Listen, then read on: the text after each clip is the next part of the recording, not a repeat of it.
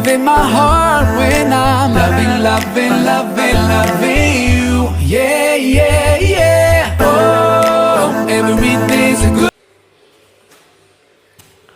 Bismillahirrahmanirrahim. Assalamualaikum warahmatullahi wabarakatuh. Nabi Muhammad SAW memiliki pribadi yang sangat sempurna. Akhlaknya adalah akhlak Al-Quran. Allah Subhanahu wa Ta'ala memuji beliau dalam Al-Quran sebagai orang yang pantas untuk dijadikan teladan bagi seluruh umat manusia.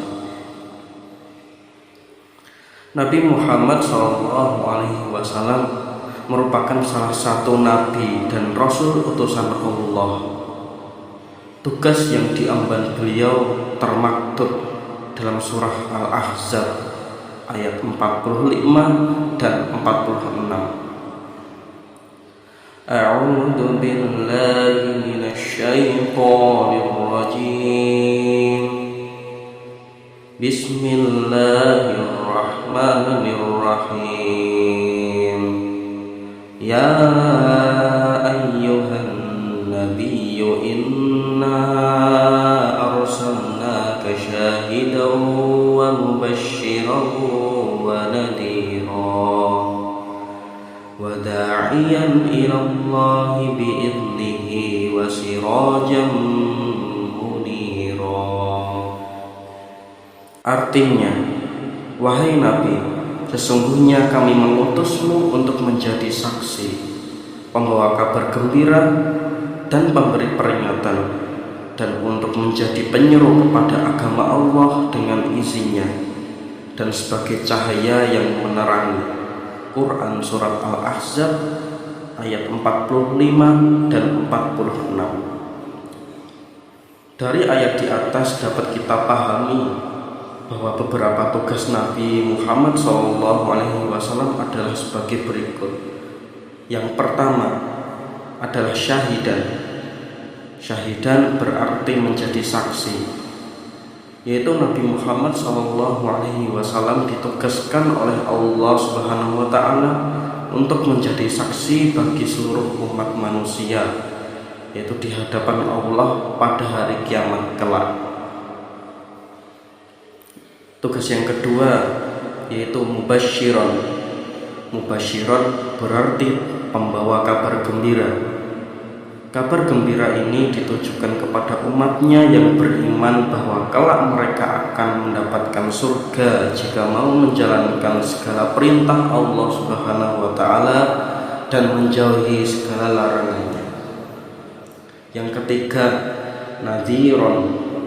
Nadhiran berarti pembawa peringatan.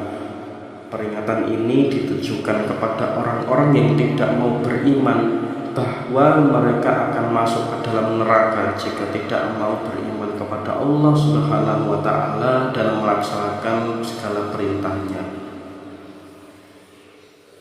Yang keempat, da'iyan ilallah.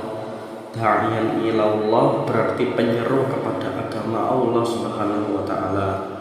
Nabi Muhammad SAW Allah tugaskan untuk menyeru kepada umat manusia agar mau beriman kepada Allah dan Rasul-Nya serta memeluk agama Islam. Yang kelima, sirajan muniran. Sirajan muniran berarti cahaya yang menerangi. Allah Subhanahu wa Ta'ala menugaskan Nabi Muhammad untuk menerangi seluruh umat manusia yang hidup dalam kegelapan dengan cahaya Islam. Nabi Muhammad SAW merupakan nabi terakhir. Allah Subhanahu wa Ta'ala tidak lagi mengutus nabi dan rasul setelah Nabi Muhammad SAW. Dengan demikian, ajaran yang dibawa Nabi Muhammad berlaku dalam waktu yang tidak terbatas hingga akhir zaman. Ajaran itu juga berlaku bagi seluruh manusia di dunia, tidak terbatas bagi kaum dan bangsa Arab saja. Hal itu telah difirmankan Allah Subhanahu wa Ta'ala dalam surah Saba ayat 28. Bismillahirrahmanirrahim. Wa ma arsalnaka illa kaffatan lin-nasi basyiran wa nadhiran walakinna aktsaran nasi la ya'lamun. Artinya, dan kami tidak mengutus engkau, wahai Muhammad, melainkan kepada semua umat manusia sebagai pembawa berita gembira dan sebagai pemberi peringatan, tetapi kebanyakan manusia tidak mengetahui. Quran Surat Saba ayat 28. Oleh karena itu, Nabi Muhammad SAW adalah rahmat bagi seluruh alam. Hal itu ditegaskan lagi oleh firman Allah Subhanahu wa taala dalam surah Al-Anbiya ayat 107. Bismillahirrahmanirrahim.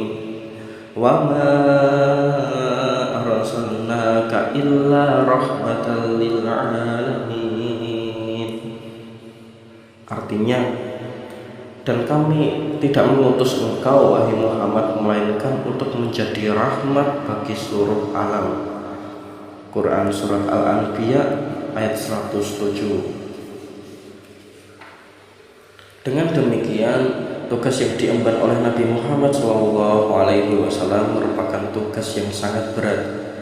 Nabi Muhammad SAW mengerjakan tugas itu dengan penuh kesabaran, keteguhan, kesungguhan, dan ketahanan hati yang luar biasa. Nabi Muhammad SAW menyadari bahwa amanah Allah Subhanahu wa taala harus disampaikan ke seluruh alam. Nabi Muhammad akhirnya memperoleh kemenangan yang tidak pernah dibayangkan sebelumnya. Hal itu difirmankan Allah Subhanahu wa taala dalam surah As-Saff ayat 9. Bismillahirrahmanirrahim. Huwallazi arsala rasulahu bil huda wa dinil haqqi liyudhhirahu 'alad dini kullih walau karihal musyrikun. Artinya, dialah yang mengutus rasulnya dengan membawa petunjuk dan agama yang benar untuk memenangkannya di atas segala agama meskipun orang-orang musyrik membencinya. Quran Surat As-Saff ayat 9. Demikianlah Nabi Muhammad SAW menjalankan amanah dari Allah dengan sebaik-baiknya. Hal itu membuat Allah Subhanahu wa taala ridho serta memberikan kemenangan kepada Nabi Muhammad SAW. Sebagai generasi penerus, kita mempunyai kewajiban untuk terus menjalankan amanah Allah Subhanahu wa taala dengan mencontoh Nabi Muhammad dengan sebaik-baiknya. Cukup sekian, semoga bermanfaat.